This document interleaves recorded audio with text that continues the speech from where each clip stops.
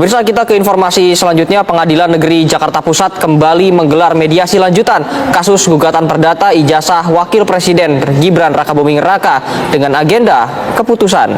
Sidang perdana gugatan terhadap ijazah Wakil Presiden Gibran Rakabuming Raka digelar hari ini di Pengadilan Negeri Jakarta Pusat. Perkara ini dilayangkan oleh advokat Subhan Palal dengan gugatan imaterial sebesar 125 triliun rupiah. Advokat Subhan Palal melayangkan gugatan senilai 125 triliun rupiah terhadap Wakil Presiden Gibran Rakabuming Raka dan Komisi Pemilihan Umum. Subhan menilai Gibran tidak memenuhi syarat akademik saat mendaftarkan diri sebagai calon Wakil Presiden pada Pilpres 2024. Pak Purbaya S3.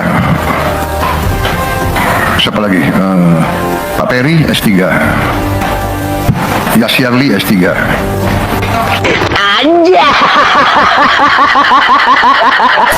Sebenarnya hubungan Prabowo dengan Gibran pun juga gak bagus-bagus amat. Benar gak sih? Nah, Pramwan, ini semuanya bermula dari manuvernya Gibran. Kalau ternyata ini berhasil dan kemudian ternyata Gibran memang harus tidak lagi sebagai wakil presiden, dinyatakan tidak sah. Ada yang mau kabur. Ada yang mau kabur. Kabur aja. Kok kabur aja ke sana? Silakan. Presiden Prabowo Subianto adalah sosok pemimpin yang tegas, berintegritas, dan selalu mengutamakan kepentingan rakyat di atas segalanya. Dalam menghadapi berbagai dinamika politik, termasuk kontroversi ijazah Wakil Presiden Gibran Rakabuming Raka, Prabowo dipastikan akan mengambil sikap yang dewasa dan berprinsip.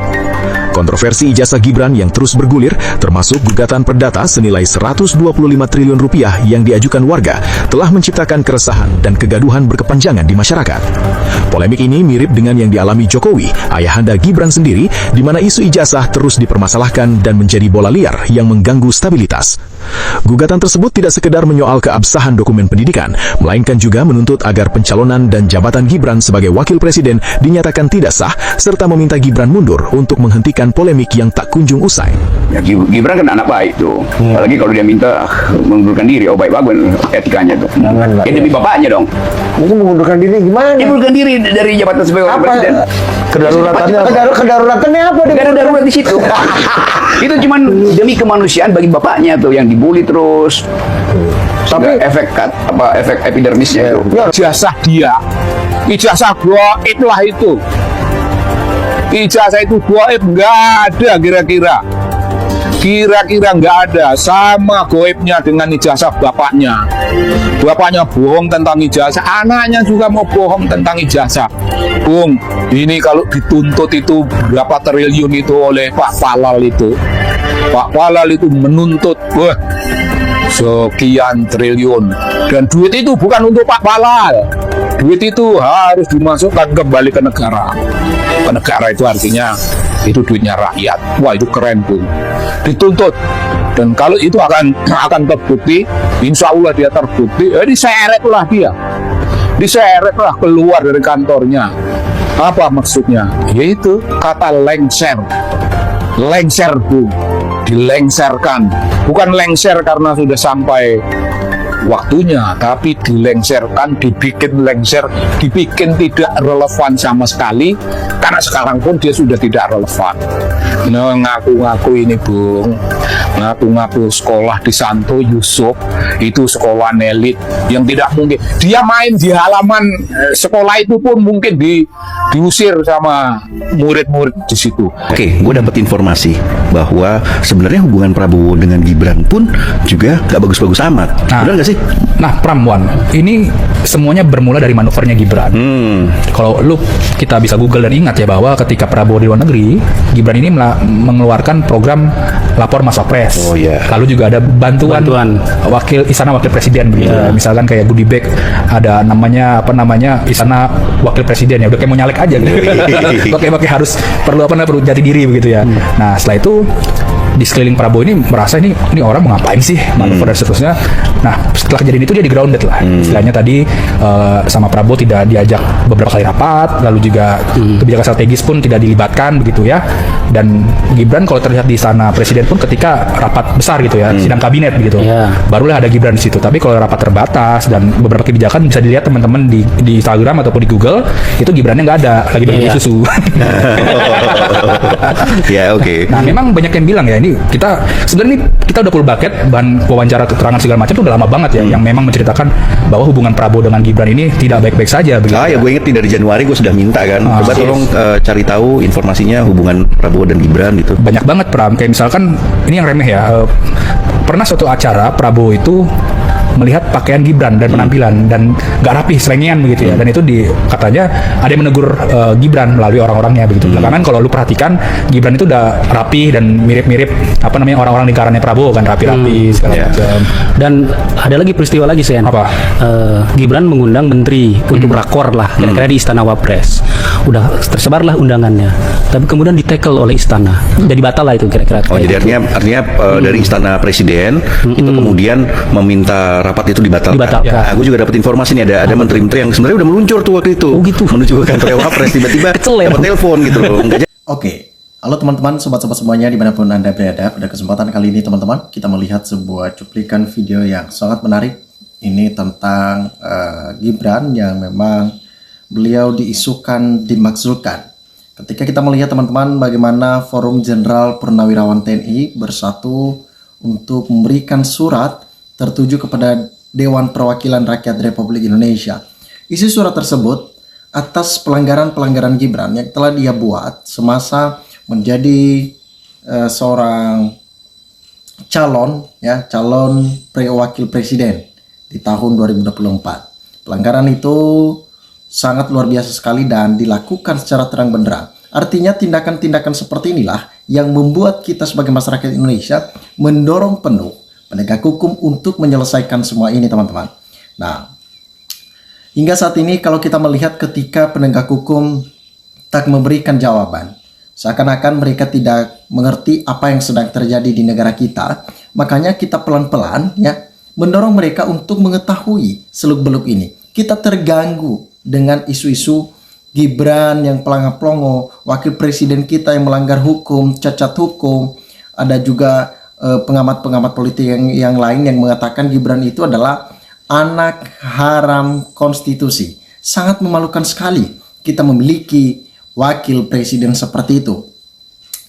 Ada banyak hal-hal yang lain yang memang dinilai Gibran ini tak mampu Beliau tak mampu untuk duduk sebagai wakil presiden. Bukan kita tidak percaya. Ya, mungkin saja ketika tidak ada orang lain yang memang masih pantas di posisi itu, maka kita pertahankan Gibran untuk tetap duduk di sana.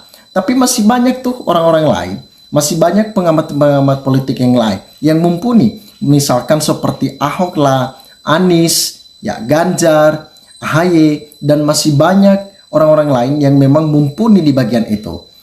Kalau kita cinta negara kita, maka kita harus memperjuangkan hal ini, memberikan sebuah nilai-nilai yang terbaik. Nah, tercatat di sini teman-teman, ini ancaman Forum Purnawirawan TNI jika surat pemakzulan Gibran tak direspon di Dewan Perwakilan Rakyat Republik Indonesia. Nah, ketika Dewan Perwakilan Rakyat Republik Indonesia merespon akan hal ini, baru mereka menyetujui, ketuk palu, baru diserahkan ke Majelis Permusyawaratan Republik Indonesia ataupun MPR. Baru di situ akan dikirimkan di Mahkamah Konstitusi, dibuat persidangan di sana untuk mencopot wakil presidennya. Nah, atas landasan-landasan yang mereka miliki, bukti dan juga undang-undang yang mereka buat di sana, itulah yang dilanggar oleh Gibran. Nah, ini Gibran, ini fotonya teman-teman. Tercatat di sini teman-teman, Kepala Staf Angkatan Laut KSEAL Laksama TNI Purnawirawan Slamet Subjanto menyatakan Forum Purnawirawan TNI akan menduduki Majelis Permusyawaratan Rakyat ataupun MPR apabila surat usulan pemakzulan Gibran dari jabatannya sebagai Wakil Presiden Indonesia tak kunjung direspon, maka ada tindakan-tindakan yang lebih serius lagi untuk mereka ambil Karena mereka duduk di sana bukan atas kepentingan pribadi, tetapi kepentingan rakyat Indonesia lah.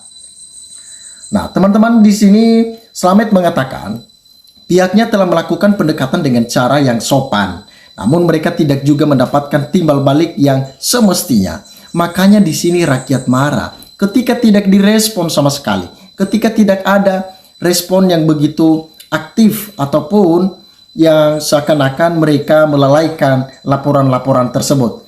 Kalau kita sudah dekat dengan cara yang sopan tapi diabaikan, nggak ada langkah lagi selain ambil secara paksa. Bayangkan, Gibran diturunkan secara paksa, sangat memalukan sekali. Kita duduki MPR Senayan, oleh karena itu kita meminta siapkan kekuatan, kata Slamet ya, itu dalam konferensi pers.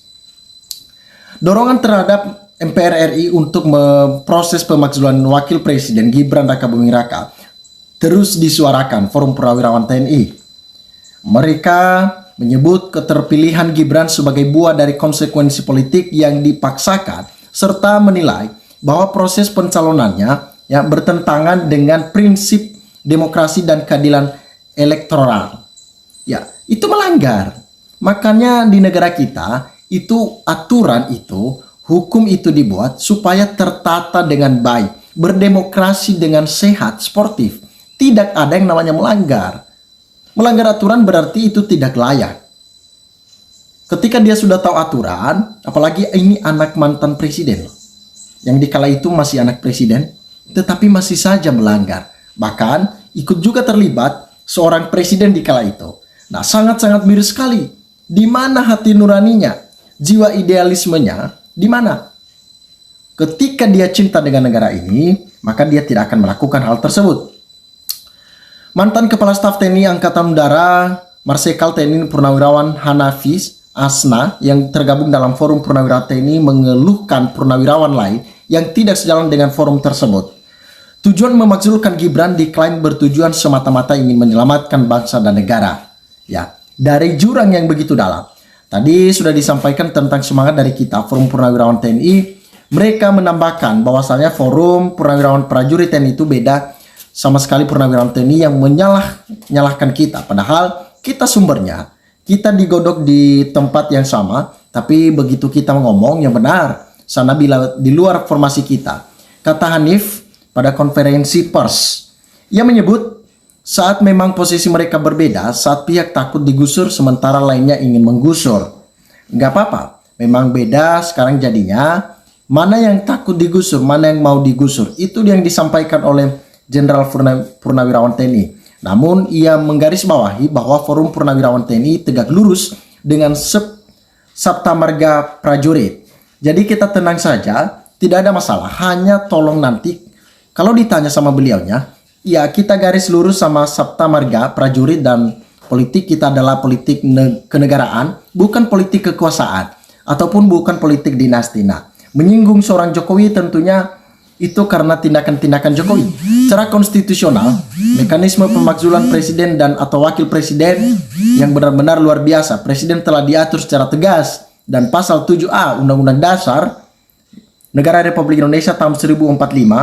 Pasal tersebut menyatakan bahwa pemakzulan hanya dimungkinkan apabila yang bersangkutan terbukti melakukan pelanggaran hukum, antara lain ya berupa pengkhianatan terhadap negara, tindak pidana korupsi, penyuapan, kejahatan berat lainnya, perbuatan tercela, atau tidak lagi memenuhi syarat sebagai presiden dan atau wakil presiden. Nah, ketentuan ini menunjukkan bahwa teman-teman ya, menunjukkan pemakzulan tidak dapat ditempuh secara wenang-wenang, melainkan harus melalui pembuktian hukum yang kuat dan berlandaskan ketentuan konstitusi.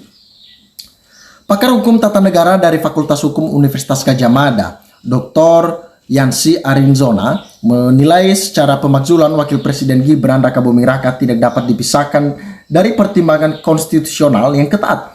Menurut Yansi, pendekatan hukum yang sahih justru harus dimulai dari DPR melalui pembentukan panitia angket atau lewat gugatan ke Pengadilan Tata Usaha Negara ataupun PT-UN dasar pencalonan yang dianggap tidak sah. Kedua jalur ini memungkinkan keterbukaannya ruang pembuktian atas dugaan manipulasi yang pelanggaran syarat usia dalam pencalonan Gibran. Nah, artinya di tengah riuhnya opini publik, proses pemakzulan sah jika berangkat dari fondasi hukum yang kokoh, bukan sekadar gelombang ketidakpuasan publik.